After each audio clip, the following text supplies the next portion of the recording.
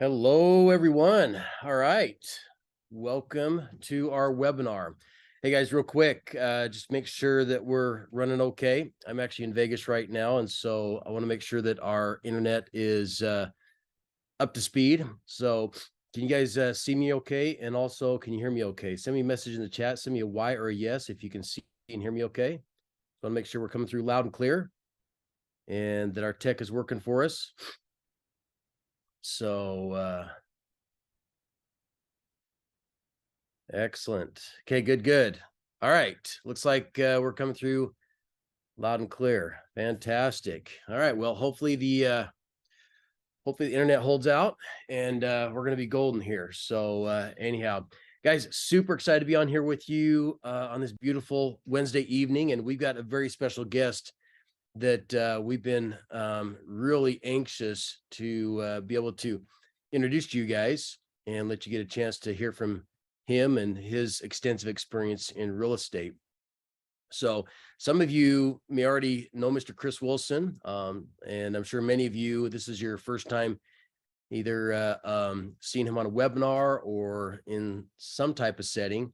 But Chris is absolutely amazing. One of our all-time favorite instructors here at Renatus. He's been a real estate investor for over 30 years now. He looks like a lot younger than that, but he's been a real estate investor for a very long time, and he's been he's been an instructor with us for a very long time as well. And so he's helped thousands and thousands of people be able to learn this stuff. And one of the most knowledgeable real estate investors out there, I would dare say, in the entire country. So very extensive experience, very extensive knowledge, but he also specializes in a few different strategies, or probably many different strategies. But he teaches wholesaling, he teaches buy and hold, and a couple other classes. So he's really an expert at making money in any real estate market, up or down. So one of the great things about Chris is he can really teach you how to make money and build wealth in real estate in any market, any conditions, because he's been able to do it for over 30 years. So, but also is an expert at buy and hold and building passive income and so forth. And so I won't steal too much of his thunder. I'll let him tell his story. But we're also excited because he's going to be out in Idaho with us here in just about 2 weeks for our next Wealth Summit. And so hopefully you guys pack the house and get all your guests and prospects there, because this is an event you do not want to miss. Chris does not disappoint. I've never I got started in this profession, and I first got introduced to Chris back in 2005. Never ever have I heard anybody on my team or just anybody else that didn't say just amazing things about Chris. It's been 100% positive as far as what he teaches and the knowledge that he extends. So guys, make sure you're in a nice, quiet location. Shut the door. Tell your family and friends you cannot be disturbed. Make sure you get rid of all distractions. Turn off your phone. Get rid of social media. Turn off the TV. Get rid of all the distractions. Make sure there's no kids crying in the background. Make sure also you stay on mute and have something to take some notes with. And then also write down your questions. Hopefully we'll have some time for some Q&A here at the end. So save your questions till the end, and we'll get those answered, unless Chris wants to answer those as we go throughout this information. But write down any questions you have and make sure you take plenty of good notes. Okay, and with that being said, let's just be respectful of the presentation. Like I said, make sure you stay on mute, and so that we can keep this line, the audio and video, loud and clear for everybody. So with that being said, we're going to go ahead and introduce Mr. Chris Wilson. Let him come out here and share his information. Chris, are you there? I'm here. Are you with us, Chris? I'm here. Can you hear me? All right, hold on a second, guys. Jason, we can hear him. You can hear him? Okay. Yep. All right, good. All right, Chris, you got your webcam or are you just gonna do audio today? Won't let me turn the webcam on. All right, let me go in here and I can fix that for you.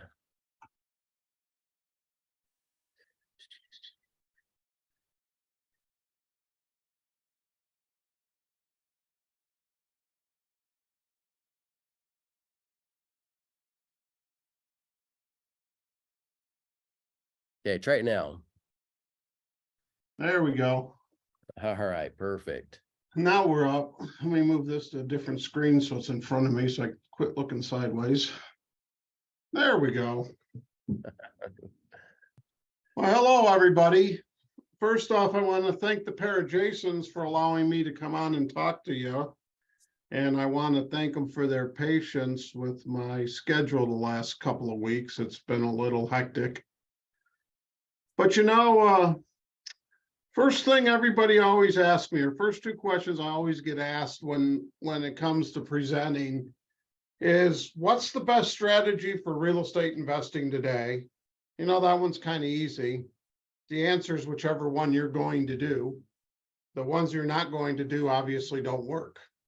There's no good time, no bad time for any real estate strategies. There's times where some work better than the others, and we'll touch on that for a little bit in this hour conversation. But the second question I always get asked is, what's the real estate market going to do? And it doesn't seem to matter whether I'm talking to real estate agents, whether I'm talking to politicians, or I'm talking to real estate investors. Everybody wants to know what the market's going to do. So let's keep it really, really simple on what's happening with our markets. Is the market going to continue to hum along, kind of like a worm on the bottom of a fishing line? Yes. How can I tell how the market's performing today? It's real simple. Look at the interest rates. As the interest rates go up, the demand for housing goes down. As the interest rates go down, the demand for housing goes back up. And it follows. So interest rates went down 3 weeks ago. The last 2 weeks have been really busy in real estate. Interest rates have started going up last Friday. It's still busy, but by about the middle of next week, we'll see it start to slack off a little bit. What we are seeing, and what we are seeing change in that scenario, is everybody was concerned about interest rates going up from 3.5% or 3.2% or 2.9% to 7%. I understand there's a lot of ink being spread in the mass media and social media on this, but the simple truth is interest rates have been 8.5 historically for an average. We're still below that. Yes, I know if you bought your house at 3% and you're buying the same house today at 6.86%, which is the national average on interest rates today. If you're buying it today at the 6.8%, you're paying about $800 more a month for the exact same house. I understand that, but the good news is you're only paying $800 more. If you didn't want to pay the $800, you probably should have bought last year. As we see the interest rates become more normal, and people start accepting the fact that they're riding where they are, and barring any major Fed changes in policy, we don't really expect interest rates to get a whole lot higher. As the interest rates tend to stabilize, people quit worrying about the interest rate. And if they quit worrying about the interest rate, they go ahead and buy.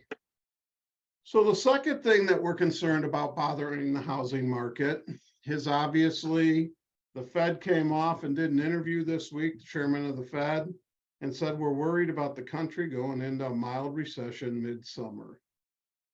We've been hearing that from several CEOs of lending institutions, financial institutions, stock companies, even Home Depot CEO. And we've been reading about it from the, shall we say, the fire criers in the media frequently, but remember, negative news sells. Can we go into a recession? Yes, we can always go into a recession. Can we go into a recession when there's lots of jobs? No. To be in a recession, I know they're talking about GDP being negative or having a slow growth. but that doesn't make us in a recession. Recession means quite literally the opposite of inflation. People don't have money to spend, so they're not spending money, so the economy tanks.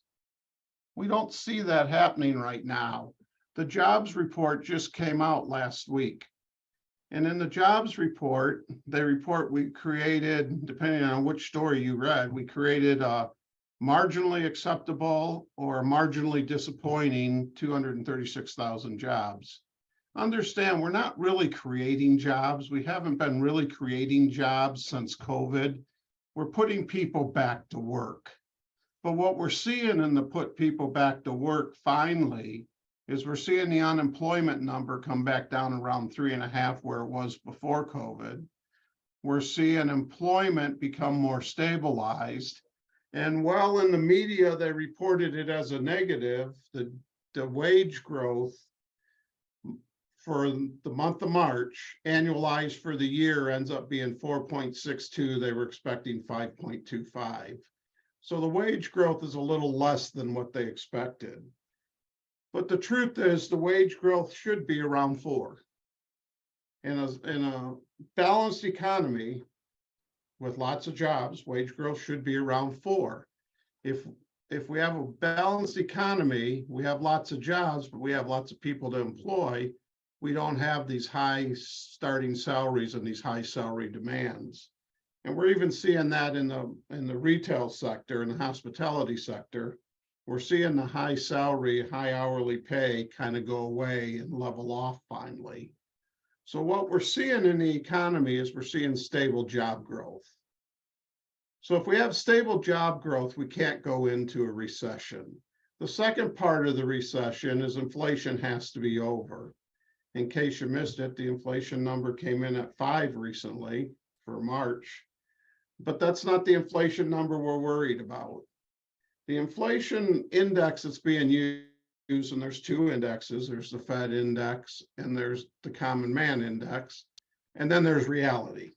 Neither index references reality. The fact that you're paying more for gas and you're paying more for everything else doesn't really occur per item in the index.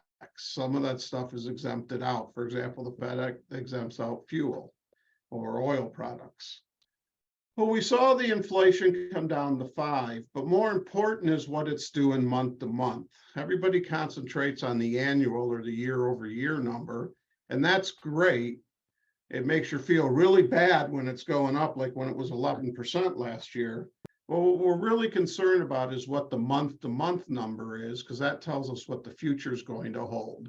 The inflation number they're giving you is actually supposed to be March, but it's the reported for March, which is really February's numbers. It's not truly March's numbers. What we're seeing in the month is for the last several months, the inflation index month to month has been sitting on the common inflation index 0.4% higher each month, on the Fed index 0.3% higher each month. And that's why the Fed last month went ahead and raised the interest prime 1/4, because they were worried about that number. This month in the report, the number came in at 0.1. The number should ride between 0.1 and minus 0.1. Yes, I said 0.1. That's the monthly indicator. That's a relatively flat inflation. That means people have slowed down their spending, because after all, inflation is caused by people like you and I spending money, and the government spending money, and then corporations spending money. If inflation is slowing down, that's good news. So what does that do to housing? Absolutely freaking nothing. The only thing inflation plays a game in housing is when lending tightens up, and lending has been tightening up. When lenders start tightening up their rules, they take a little harder look at what inflation's doing for monthly expenses. And we get to the point where they don't like the higher loans, the higher monthly loans, higher net monthly loans, because the person might have to spend more money on gas and fuel. On the other hand, if the employment index is up and wages are increasing, they're a little more lenient for how things are going to happen. And if employment's up and wages are increasing, then people are going to work and they're spending money on things like gas and eating out now and then because they don't want to cook at home, and potentially a little more groceries. And all of that keeps the inflation index humming along at the 0.1%, maybe 0.2%, both of which aren't bad. Now, we saw just yesterday, the Fed came out and said, based on what they're seeing in the economy, and again, remember, it's the 0.1%, they think inflation is working its way out, so they're going to pause the interest rate, the prime rate increases. As businesses and as investors, that's kind of important to us, because what that tells us is you're not going to get any more money for your money sitting in the bank. The Fed rate is directly tied to what interest rate you get on your money. That's why for the last 3 years, you've been paid pennies on the hundreds. If we're not getting money in the bank, neither are the businesses, neither are the investment houses. So what starts happening is they start looking for new ways to make money. Now, normally for the investment houses, they look at new ways to make money in the stock market. But let's face it, the stock market is just like the mortgage rate worm. It's bouncing up and down on the bottom of the lake continually too. As a matter of fact, if you want to watch for a recession, watch for two things: loss of jobs, and watch for the stock market to come down dramatically. Always in a recession, the stock market, the S&P 500 leads the market down before the recession occurs and recovers before the recession goes away. That's always been historically true. There's no reason to assume it would not be true this time. We're seeing the stock market bounce around, but it's hitting lows, but it's not hitting significantly negative lows, shall we say. It's just hitting lows and then bouncing back. What we're really seeing in the stock market right now is profit taking. We're seeing people buy when it's low, and as it rises back up, they sell and drive the market back down.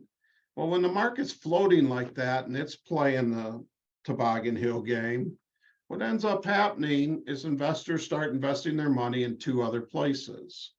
One of them is in real estate since 2008. We've seen a lot of investment houses move into the real estate market. I deal with 4 of them every day. We've also seen them invest in treasury bills. And as they invest in treasury bills, especially the short-term treasury bills and the 10-year treasury note to a lesser extent, it drives mortgage rates down. Because the more people willing to buy the treasury bill, the less a discount the bond needs. The less discount the bond needs, the lower the interest rate. The higher discounts on the bonds when people aren't buying, the higher the interest rates to account for it.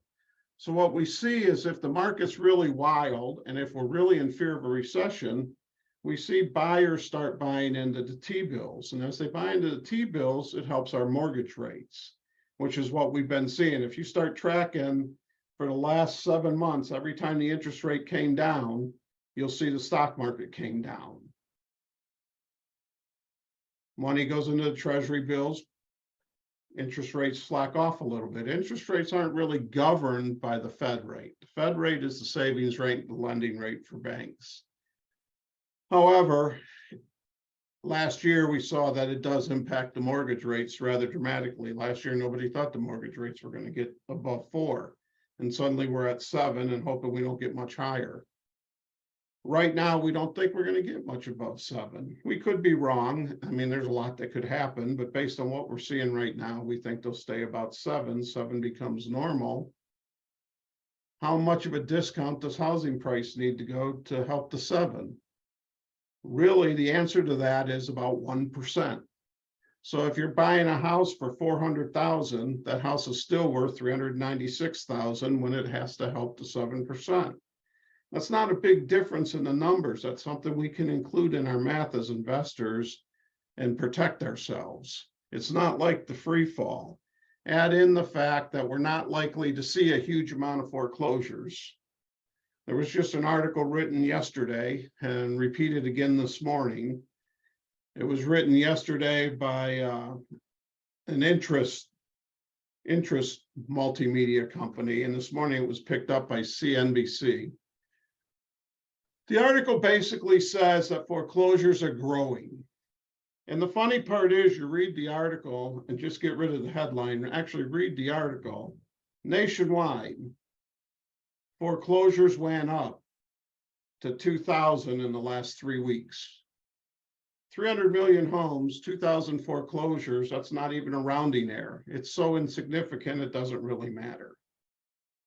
Add in the fact that the average time that those foreclosures were pre-foreclosures was 3 years, and you can back up and figure out where they came from. Most people that bought houses since 2021 have at least 100,000 in equity in most major areas investors want to buy in.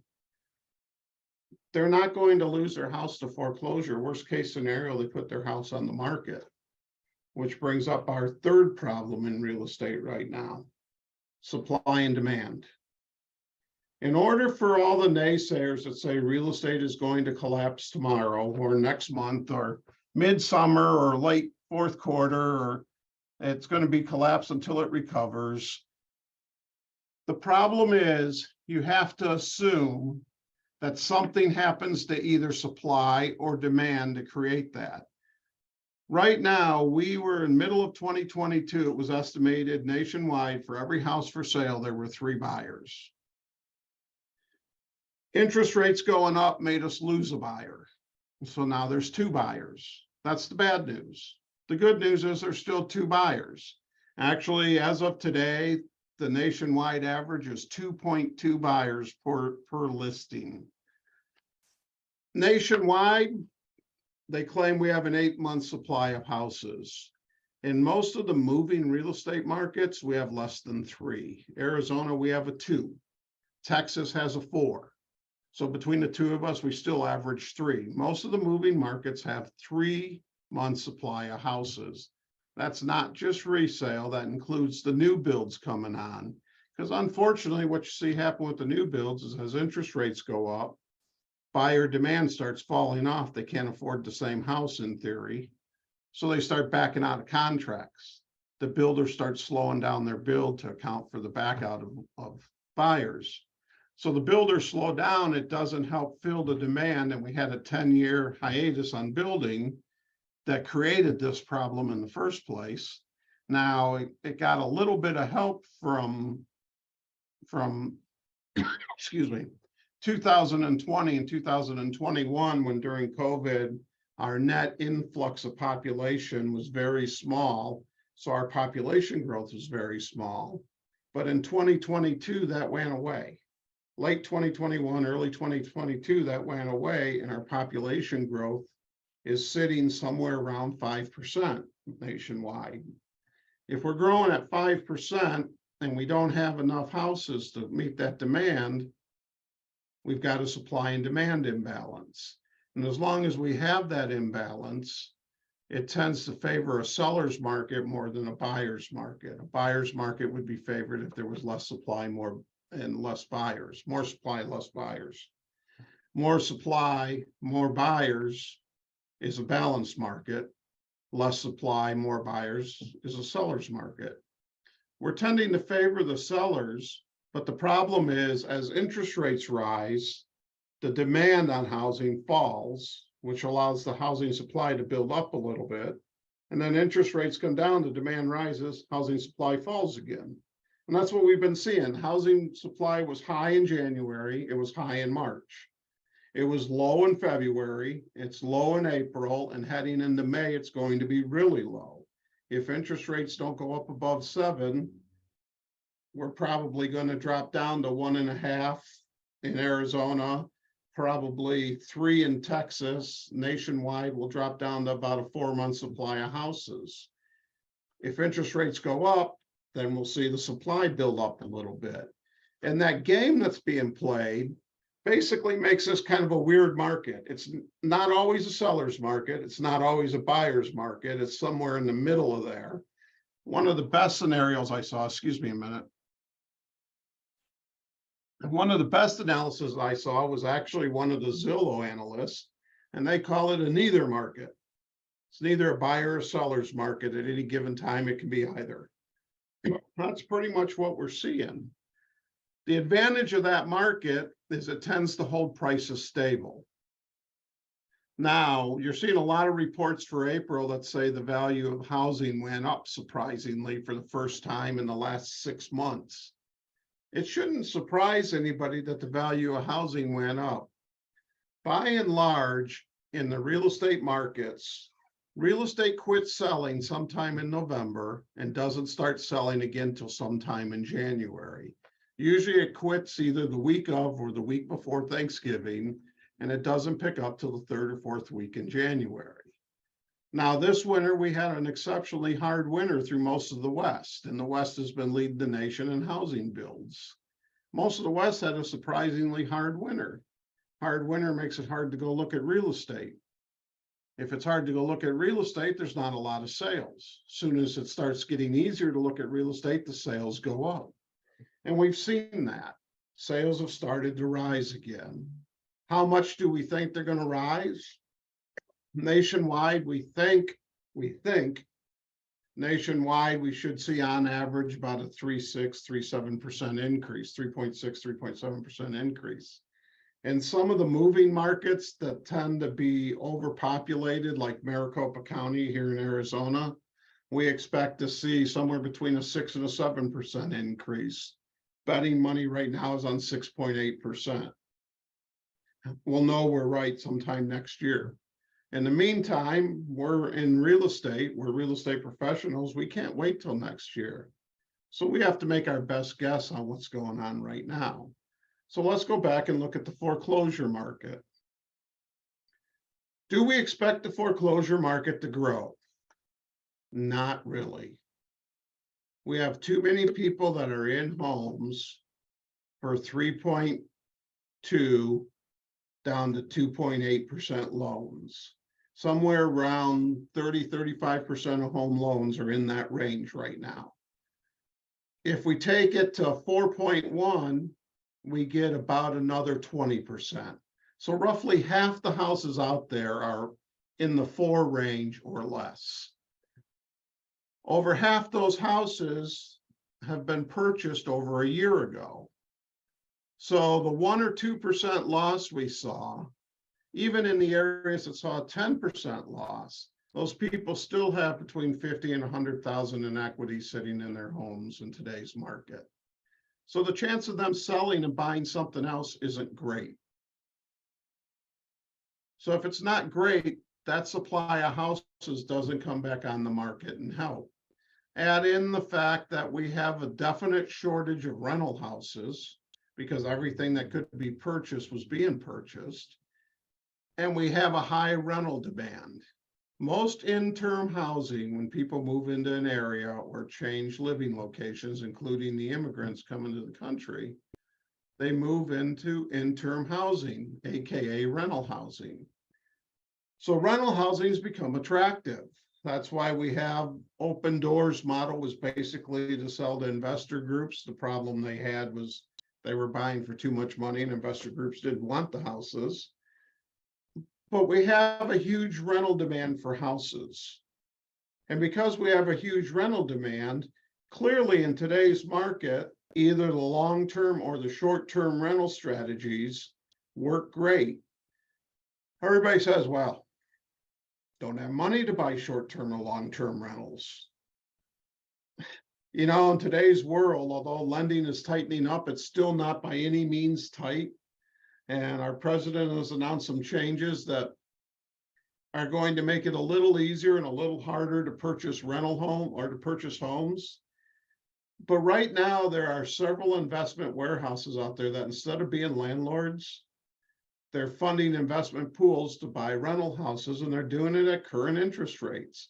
So if you want to buy a rental property and you have no experience, so you don't have the 1 year of rent tracking that's normally required for a rental property, there's a short-term rental loan made for VRBOs and short-term rentals that also applies to long-term rentals. And the interest rate on it right now is 8.5 points. 8.5 points or 8.5% isn't a bad interest rate for a rental property, especially if you start looking at rents in your area and what rents cover. Does that mean every property meets your criteria for buying a rental? No, what it means is there's money available for you to buy the rental. And by the way, most of them are only 10% down, not 20% down. You're all a part of Renatus that are on this call. You have a great community to raise funds in and to talk to people about going into partnership on deals. You should utilize it. You have the money to buy the rental property. That's not the problem. The problem is, just like any other rental strategy, finding a property that makes sense to buy in cash flows. And there's only one type of cash flow. If money in your pocket or money in your bank's growing, you're cash flowing. If it's not, you aren't. So buying rental properties isn't hard. When I say there's two rental strategies, there's the long-term strategy where you buy the rental and you keep it forever. And forever doesn't matter what forever is.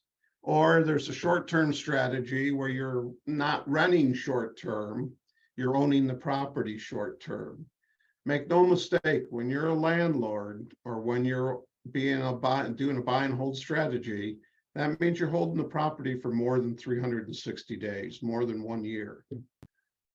If you're holding the property for more than 1 year, you can lease option it, or you can keep it as a traditional rental.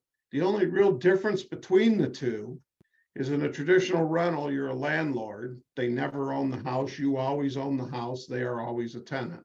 In a lease option, they're a tenant until they exercise their right to purchase. And at that point, they become an owner. Now, when they exercise the option, they're notifying you of their purchase. They're an owner at the close of escrow for that option. Before that, they're a tenant. Either way, whether they're a long-term tenant or short-term tenant, they're a tenant. And you're treating them just like tenants. And in today's world, fortunately for all of us, the lease options aren't being that well investigated. There aren't that many of them going on. There should be, but there's not. What's being investigated in today's world are wholesaling deals. Wholesaling deals are, in 2008, the bane of the real estate industry was lease optionees that didn't live up to their agreements. You should never do that. You make an agreement to sell the house and they exercise their option, the house becomes theirs. Don't fight it. If you want to know more, attend the lease option course. We'll talk a little bit more about it when I'm up there in a couple of weeks. But a lease option is a sales over time. That's really what it is. We try not to make it look that way for legal reasons, but other than that, it really is a sales over time. Today, the bane of the real estate industry is wholesalers not living up to their word. It's wholesalers that are locking up properties under contract with no ability or no intent to purchase. It's wholesalers that are doing long-term purchase agreements where they file memorandums of understanding or memorandums of deed or memorandums of contract, depending on what state you're in and which one they let you do.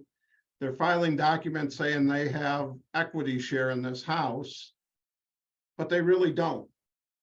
A contract has a specific timeline that you must purchase. It's one of the main things about a real estate contract. It's one of the 5 have-to-haves in a real estate contract. If your purchase is long-term, then you're not purchasing. And the problem's becoming, these clog up the court. A lot of investors end up losing the argument, but they clog up the court, so we start passing laws to protect the court. Today in wholesaling, the thing that's being gone after is the assignment contract. Not the contract to purchase, not if you're using a contract to sell, but if you're using the assignment, and the purpose of the assignment was to avoid a double escrow and avoid the property ever going in your name. We all use assignment agreements. The problem is we're passing laws to protect against the assignment agreements, whether it's a simple law in Illinois that says in order to wholesale, you must be a real estate broker and you can do one. Or it's the law in some other states that say you must be a real estate agent to wholesale. Or it's the law that just got passed and came into being in Arizona in January of this year that says if you're doing an assignment agreement, you must identify to the seller, you are a wholesaler, that you intend to sell the property before close of escrow for a profit and the profit must be insignificant. You must tell the buyer or the seller how much it is, and you must tell the seller whether you have the funds or not to close. Now, a lot of people in Arizona got the idea you got to tell them you're a wholesaler, but they forget the part you got to tell them whether you have the funds or not to close. And everybody says, oh yeah, I'll just use hard money. Well, if you don't use hard money and you don't close, the seller gets out of the contract, period. They owe you nothing. And effectively, on the 3 cases that have been heard by court in February and March of this year, they gave the seller the earnest money because they considered the buyer in bad faith. And we're seeing more and more of that. There's actually, out of the 50 states, there's 22 of them that now have wholesaling laws because wholesalers are our own worst enemy. Does that mean wholesaling doesn't work? Didn't say that. I do a lot of wholesaling. Wholesaling works just fine, but you have to live up to your word and you have to perform. And for a lot of buyers, a lot of investor buyers, the reason they're wholesaling is because they don't have any money, don't have any credit, don't have anything. And they think that's the easier way to go. Believe it or not, right now, if I was counseling those new buyers, those new investors, I would be telling them, take a serious look at buying rental property. Rental property is in demand. Rents are up so far this year from January, 36% over the last quarter. That's a huge increase in rent. Housing prices that are up maybe 3% in most places. In some places, they're down 4 or 5%. Rents are up 36% across the board. Why? Because there's not enough rentals. There's lending out there that can get you rent money. If you can't get it because you don't have good enough credit, find a partner that can. If you don't have any money, find a couple partners with money and make a deal where you all go into the property together. And then if you're smart, you use the income from the property to buy out your partners. Because your partners don't want to be in it forever. They're investors. They're money investors. They're not real estate investors. Buy them out. Use the profits from the business to buy them out. Nobody makes any money from the business other than a small return on income. And let's face it, too many investors think, oh, I got to give them 20% return. Why? How much money can they make in the bank? How much can they make in the stock market? The stock market's performing at 6% right now. I already told you appreciation nationwide, we're expecting to be somewhere between 3 and 8 in a high performing area. So if you give them 10% on their money, that's more than they're going to get any other darn place. And if they say, no, you just talked to the wrong person, go find somebody else. And then buy them out. And buy them out with the profit proceeds from the business. If it's a lease option, use the non-refundable option fees to help buy them out. The whole purpose of a lease option is to generate more revenue from a renter. That's the only reason it's there. Well, that's one of the reasons. The other reason we do lease options is because we don't have to rehab a rental. We lease option it, and when it gets near the end of its life is when the optionee is buying it. And we go ahead and get a new property that's ready to go. In today's market, we have builders that are bothered because they can't close out their building loans, and their building loans are at high interest compared to anything we're talking about.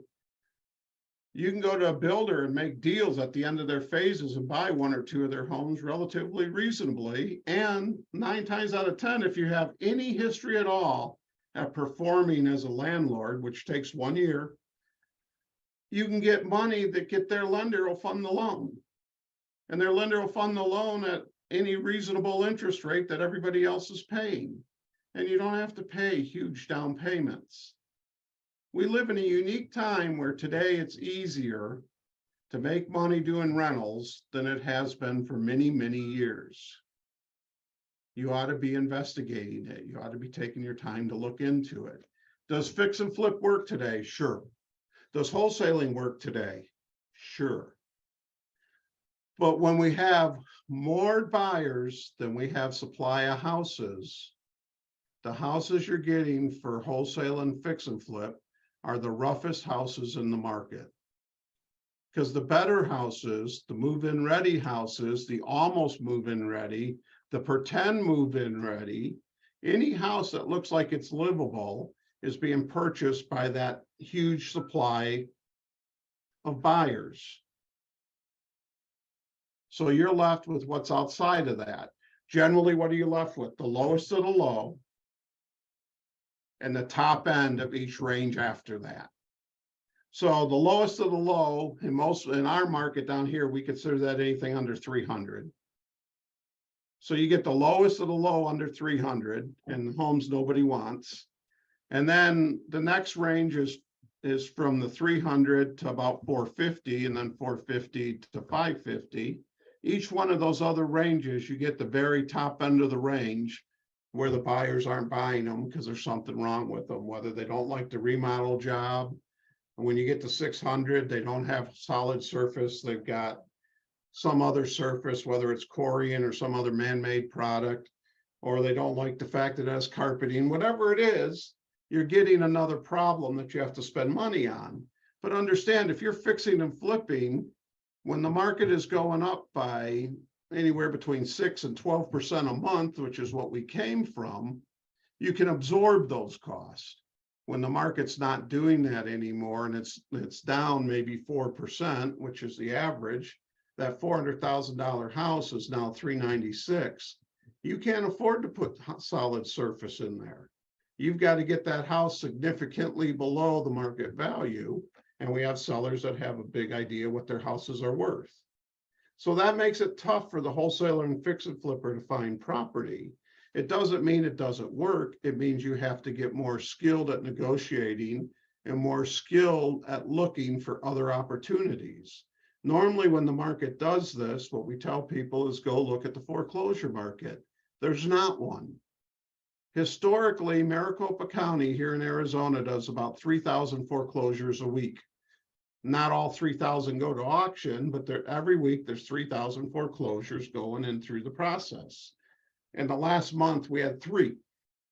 1, 2, 3. You can't make a living off that. So you have to find properties other ways. Everybody tells you, hey, go talk to the real estate agent and see if they have off-market properties. Understand, I'm a real estate broker.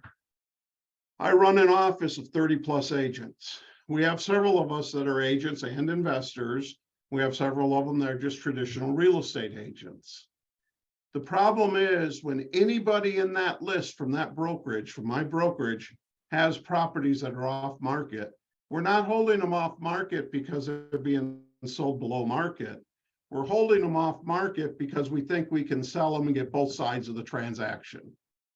So to get both sides of the transaction, you're going to need the seller to get a reasonable amount of money for them to be happy. As an investor, that's not where you want to pay for the house. But that's an issue with today's real estate market and the change in buyers and sellers. It doesn't mean it's not possible, but again, those short-term strategies are work strategies. You work to find houses, you work to negotiate the house. And fix and flip or rehab, you work to repair the house. And wholesale, you work to find it, you work to negotiate it, and you quickly get rid of it. That all works fine. But in a market like we're in today, it's a lot harder to make that business strategy pay because they all rely on one simple method. You must do turnover.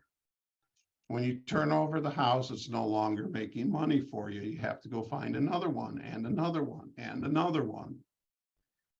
Where when you have the buy and hold, it's making money every month if you have it cash flowing. And if you don't have it cash flowing, you're screwed up. It's making money every month. You know, there's even in today's interest rate, with interest rates being where they are at 7%, let's just stay at 7%.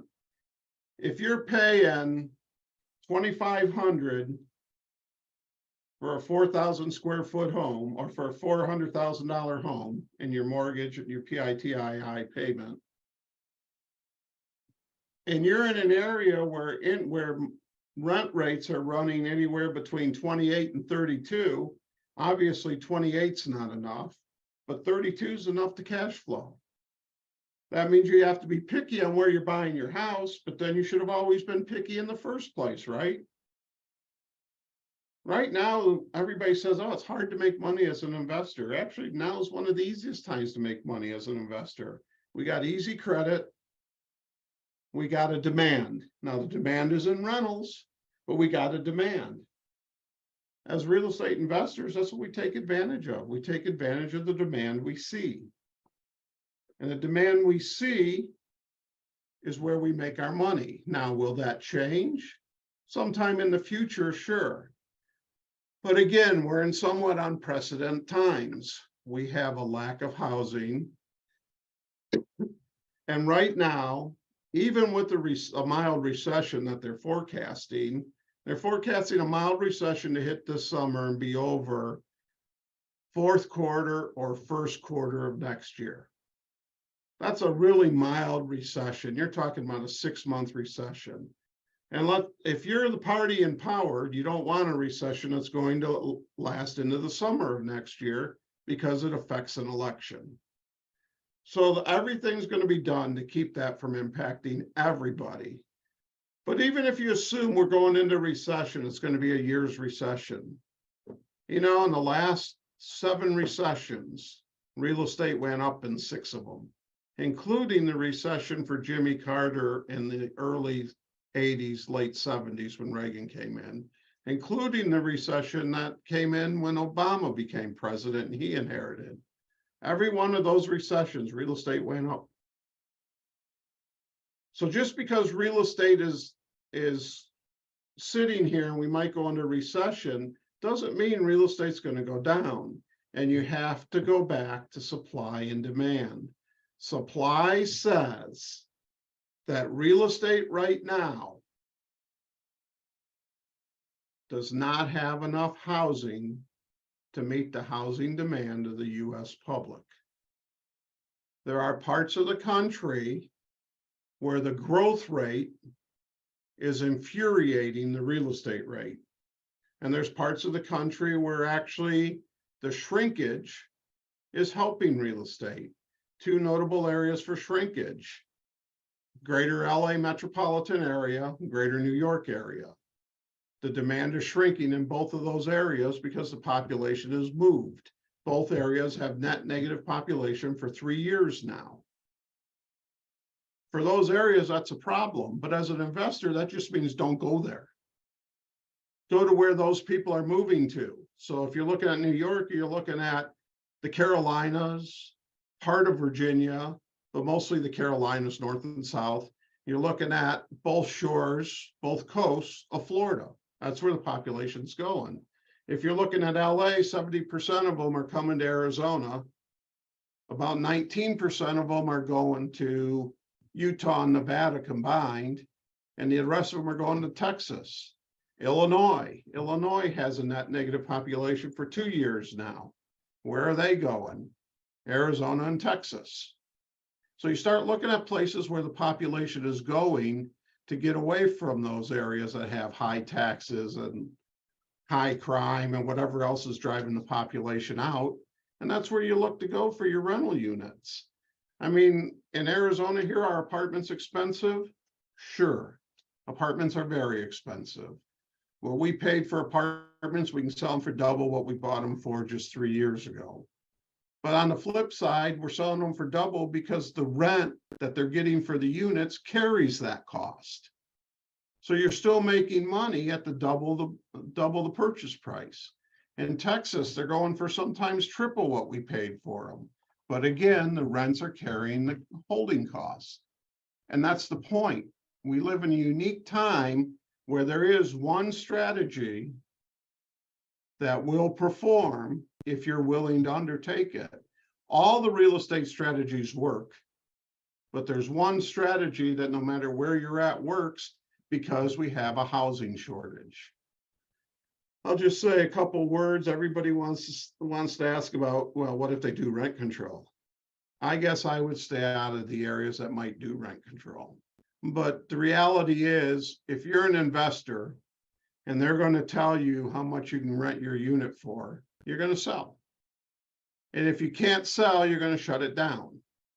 And if you don't understand what I'm saying, take a close look at New York's apartment complexes and co-ops and what's happening to them in the rent control areas.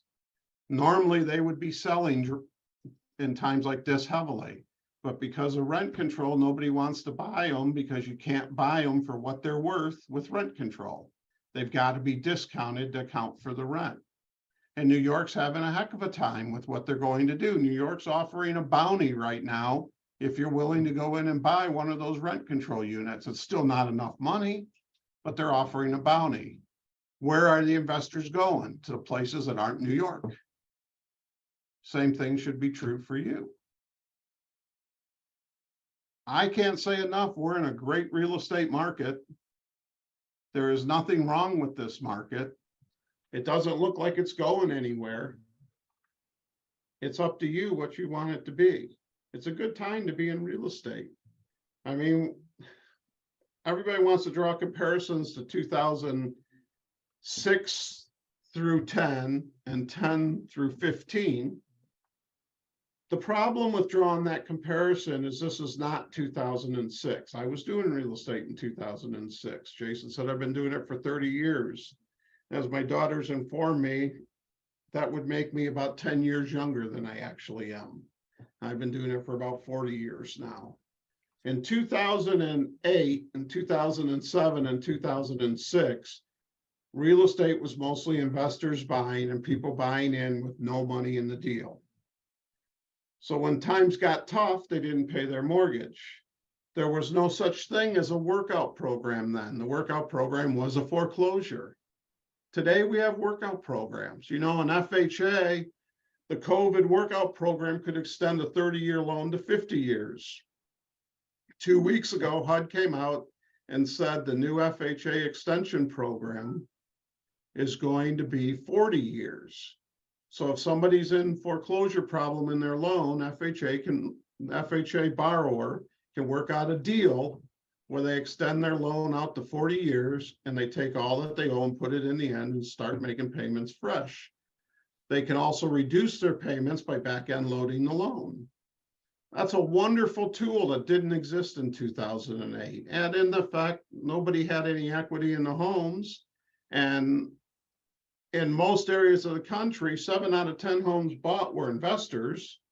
Add in the fact the market actually collapsed in May of 2006, which we now know, and even the government admits, it only took them 4 years to get there so they could tell us that.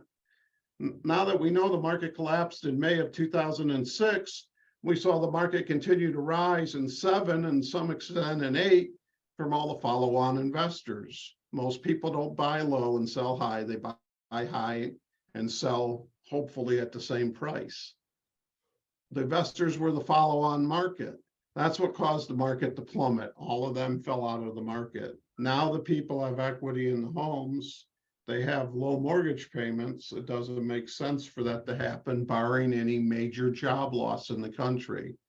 Could we go into another disease shutdown like COVID? Sure, anything's possible, but what's the reality of that happening? Absent something like that, even a mild recession doesn't create enough job loss to seriously harm the real estate market. A hard major recession, that would be different, but there's no signs of that. Nobody's talking about a hard recession. They're all talking about a mild recession. So we have 10% job loss. That's not that big of a job loss. The majority of that 10% job loss is in the service sector. The majority of them do tend to be renters, and that does hurt, but there's such a demand for renters, if they're not paying, you can get them out and get somebody in that will pay relatively easy. We're not looking at times like 2008. Remember 2007, apartment occupancy was 50%. Everybody was buying a home. Today, apartment occupancy is 97%, and everybody's buying a home. Different markets. Now we fast forward to 2010. 2010, I could buy houses dirt cheap. I could buy them. I mean, we bought some houses for $9,000 for a 3-bedroom house. Yeah, it had fire damage, but so what? We were fixing flippers, no big deal. $9,000. The problem was I couldn't sell it because nobody had any money. Nobody could get loans until 2012. We had the draconian lending policies in place. And even with FHA, we could not get loans. So we had to sit on them and we had to turn them into rental properties. Now rental rents were starting to boom then because all the people losing their houses had to move somewhere. But the fact is we could get homes cheap, but we couldn't sell them. We had to become landlords and hold them for a couple of years just to get rid of them. As a matter of fact, in a lot of cases, those houses we bought in 10, 11, and 12, we couldn't get rid of until 16 or 17 with any great accuracy. So the market in real estate always has challenges, but there's always ways to overcome those challenges. And part of it is keeping yourself aware, keeping yourself educated, and having a community that you can bounce ideas off of. You guys got it made. When I started in real estate, there was me and my partners, and I was leading the group. So talking to them, other than it was something to do while I was having a drink, they weren't going to give me any real answers to my problems. There was no real investor associations around back then. We figured it out the hard way. You guys got a group you can ask questions to, and you got the education readily available to watch for whatever strategy you're doing. And once you do the strategy, you can go watch the education again and see what you did wrong or what you did right or how to improve the next one. You guys got it made. All you got to do is take a chance and go do it. And that's really the biggest problem in real estate. The funny part is everybody says, do you still get scared when you sign deals? When I'm signing for a house, not so much. But when I'm signing big deals, yeah, every day. The day you got to sign is a little nerve-wracking on signing because you think you're right, but you don't know you're right until you're finished and done. Hindsight's always 20/20. But we take an educated guess on what's going on, and we take advantage of the situation. That's what real estate investment is, looking at the market and taking advantage of it. Fundamentally, that's what investing in stocks is. It's not hard. It's not rocket science. You just need to do it. And you need to quit worrying about everything else that's being blabbed about. I mean, I don't know about you, but I'm tired of hearing the market's going to crash. I'm tired of hearing interest rates are going to explode. These guys are saying the market's going to crash. They were around in 2000 and 2000. In 2000, it was going to crash because the computers were going to reset to zero. In 2005, it was going to crash because housing was too expensive. It was unsustainable. That's not why it crashed. It crashed because we started going into a recession and people didn't have the money to pay. And when they didn't have the money to pay and they couldn't rent, they had to sell. I mean, I can give you an example here in Queen Creek. Investors would come in, they'd come into a new subdivision called Pecan Creek in Queen Creek, and they would start buying homes from the builder. This little cul-de-sac, 20 homes in this cul-de-sac in this one block. The first person in buying a home would get it, they'd get to rent it, they'd rent it for a good rate. And as more and more homes got built in the cul-de-sac, the rent rates started going down. When the rent rates got too low to afford what the person was paying for the house, they'd start selling. The first person selling would get a good price for his house because the builder's gone now. So they'd get a good price for the house. And a new investor would come in, and then all the other houses would start selling. And the investor would come in, he'd get the first tenant in, he'd do good, and cycle would start all over again. In some of those areas, we bought houses in there 3-4 times and wholesaled them back out because there was no supporting money to keep the mortgage industry moving. We don't have that problem now. It's a completely different market. These economists that are drawing parallels don't know what they're talking about. It's almost as good as the economists telling us the jobs report. If you actually look at the jobs report, you'll see they're counting jobs twice. They have been for 2 years. Before that, we had the official employment survey done by the Fed. In 2020, June of 2020, we weren't getting enough jobs created, so they added the economic survey, which is a phone survey company that calls people and say, are you working? They don't specify whether they've answered that question before. They just call and ask, is your company hiring? So I'm a real estate company. I'm always hiring, but they don't work for me. They're independent contractors. How does that help the jobs report? But they don't specify that on the economic survey. They don't specify part-time, full-time. So we had 600,000 jobs created supposedly in January, which was really for December.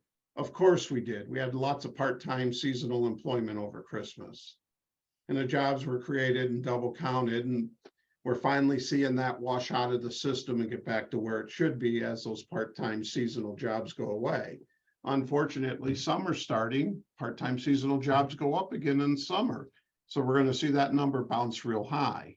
That's why we're looking at the incremental changes. We're not looking at the gross numbers. And that's about my 2 cents. I see there's one question here. When you say take advantage in the demanded rentals, is he also including short-term rentals and mid-term rentals, e.g. Airbnb? I'm saying take advantage of the rental opportunity. His Airbnb or VRBO or whatever you want to call it. For me, there's 2 different rentals. There's the nightly rentals, which is what you're calling Airbnb. For me, there's short-term rentals, which is 6 months or less. We do a lot of short-term rentals, 6 months or less. What's the difference? I have one tenant for 6 months, and usually it's paid for by somebody like Intel or Taiwan Semiconductor or Farmers Insurance because somebody's house burned. We also do VRBO. Doesn't matter what you're doing, take advantage of the rental opportunity. Is the demand on VRBOs growing? In some places, yes. Across the board, not really. So if you're in an area where the demand for VRBO is growing, I would take advantage of it. It's more money. If you're in an area where VRBO is not growing, then I would look more towards short-term rentals and doing either corporate housing or emergency housing, which means somebody else is paying, not the person that's there. Personally, I love short-term rentals. I love having a corporate pay me the rental rate. It's somebody I can go after that has lots of money and they're not going to screw around. For a long time, we had Lucent Technologies paying rents on 9 of our houses. Chris, hey, this is Jason. Hey, Jason. Hey, thanks a lot for coming out and helping us out today.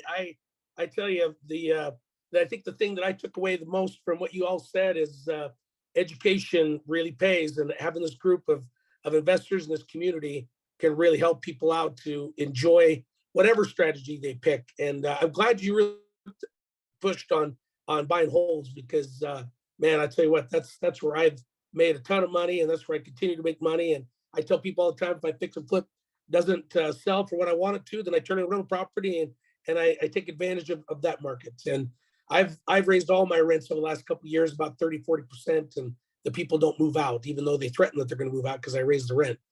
They just stay there. And I got to tell this story, Chris. I took your lease option class, and I put up this nice little. I came up to you at the front of the class. This is back like 2006, 2007, and I said, "Look at this. If somebody gives me this much money, this is what I'm going to rent it for, and then if they give me $5,000, I'm going to rent it to them for for the lease option."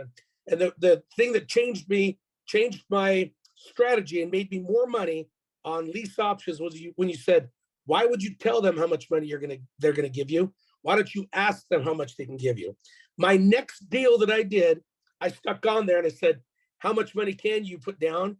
And she says, I can put down 30,000. Do you think that'd work? I'm like, oh my gosh, yeah, that would work just fine.